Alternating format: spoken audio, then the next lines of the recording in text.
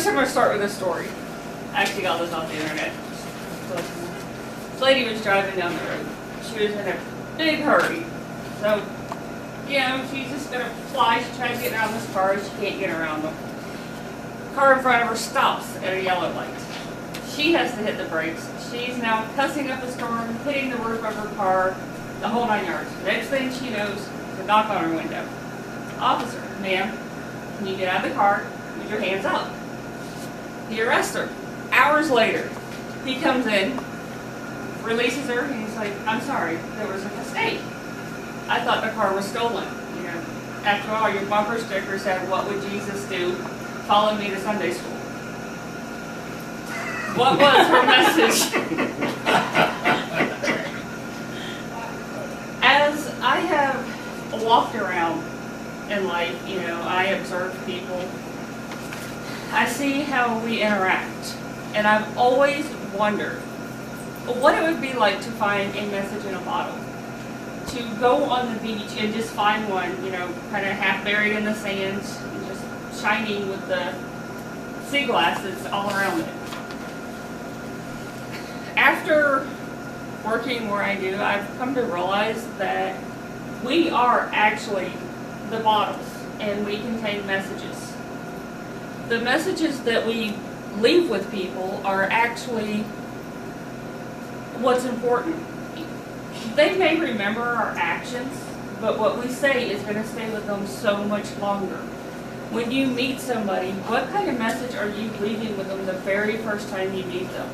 If you knew that was the last time you were ever going to see that person, what would your words be different, or would they still stay the same? How well do you interact with somebody? And with that, I think I did 20 messages in here. It was supposed to be a bottle each, but I couldn't find any. But anyways, if each person can take a message, each one is different. No, I did not come up with them. I got them off the internet by famous people. The messages I want you to be able to deal with, you know, to take to heart and actually let it mean something to you. Each one is a word of encouragement, because I feel that we should encourage each other every day. Every opportunity, we should be encouraging somebody. We don't know what battle that person is facing, and I understand they don't understand what battle we're facing. But is it that hard to say, you know, hey, great job, over, you know, you really sucked at what you did today?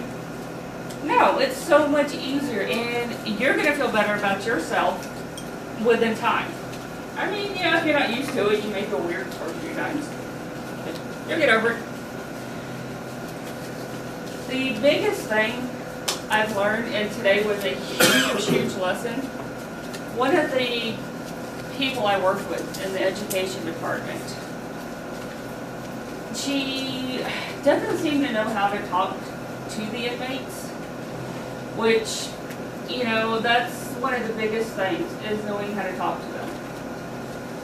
She has no problem threatening to put them in confinement, to, you know, whatever. She has no problem with giving them a discipline or making them feel less about themselves than, you know, they may already feel. Today, she actually told one of them that he was stupid. He wasn't going to amount to anything. The reason he doesn't have his GED is because he's not smart. And it went downhill from that. By the time I saw him, he was ready to go to the box for actually doing something to her.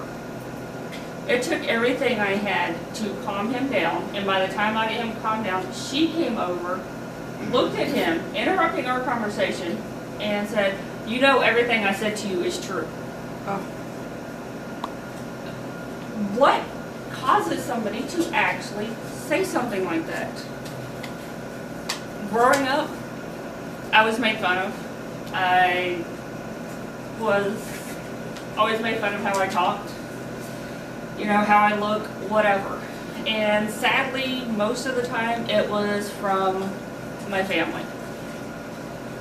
My adopted father was the worst. I became very quiet, very shy.